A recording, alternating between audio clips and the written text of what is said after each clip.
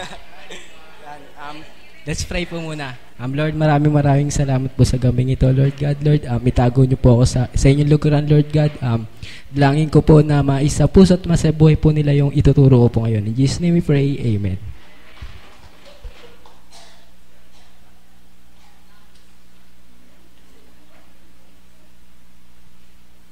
Yung ituturo ko pong verse I is 1:15 verse 7.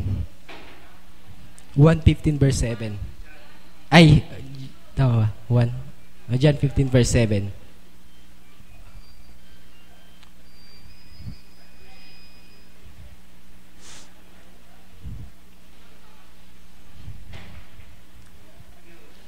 Yan. If you remain in me and my words remain in you, ask whatever you wish and it will be given you. Sa Tagalog po, kung nanitili kayo sa akin at nanatili kayo sa akin salita, hingin ninyo ang nais ninyo at matutupad iyon para sa inyo. Amen po ba? Ito po yung verse na ito po yung na-experience ko po last week. Dahil nung last week po, dapat po ay may parating po sa akin dapat na blessing. Tapos po, yung blessing na po yun po yung pinagpipray ko. Tapos po, bigla po siyang hindi po dumating. Tapos po, inisip ko po yung pinakamali ko pong nagawa na inisip ko naman po na nagbi-midweek po o nag-umatid naman po ng second service ng Sunday, tapos nagta-tights po.